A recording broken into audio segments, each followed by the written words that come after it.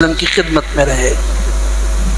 محبت سیکھنی ہو تو اس مظلوم سے سیکھو، جوان سے، جسے ہاتھوں سے باندھ کر تنعیم کے پاس لایا گیا ہے اور ابھی کچھ دیر کے بعد اسے سولی دی جانی ہے۔ خبیب ابن عدی رضی اللہ تعالیٰ سولی پہ لٹکایا، کوئی نیزہ چبو رہا ہے، کوئی تلوار کی نوک سے مار رہا ہے، کوئی گالی دے رہا ہے، اور ابھی ان قریب پتہ چلے گا مکہ اور اطراف کے سارے لوگ جمع ہیں، عورتیں اور بچے جمع ہیں۔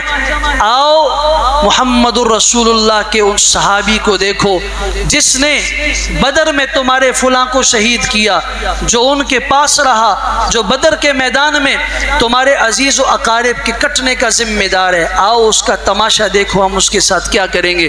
سولی پہ لٹکے ہوئے ہیں، 2 رکعت نماز نفل پڑھنے کی اجازت مانگی ہے، جو آخری خواہش ہے، مختصر نماز پڑھی اور فرمایا مختصر، زندگی کی آج سب سے مختصر 2 رکعت پڑھ رہا ہوں، اس لیے پڑھ رہا ہوں تمہیں پتہ چل جائے کہ محمد الرسول اللہ کے صحابہ محمد الرسول اللہ پہ ایمان لانے والے موت سے نہیں ڈرتے۔ ایمان کی حالت میں موت آ جائے کوئی پرواہ نہیں ہے۔ فلست ابالی حین اقتل مسلما على اي شق كان في الله مصرعي وذلك في ذات الاله وان يشاء يبارك في اوصال شلب ممزعي۔ کوئی پرواہ نہیں، اسلام پہ موت آ رہی ہے، اس سے بڑی سعادت کیا ہو سکتی ہے؟ ہو سکتا ہے کہ میرے ان کٹے ہوئے اعضاء میں اللہ برکت پیدا کر دے۔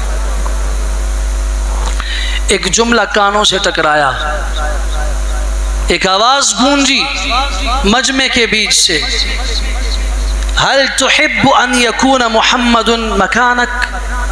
خبیب، ایک بات اگر تم چاہو تو تمہاری جان چھوٹ سکتی ہے۔ کیا تم پسند کرتے ہو کہ آج تیری جگہ محمد صلی اللہ علیہ وسلم ہو؟ فرمایا اللہ کی قسم، پاؤں میں کانٹا چبھنا ان کے برداشت نہیں ہے۔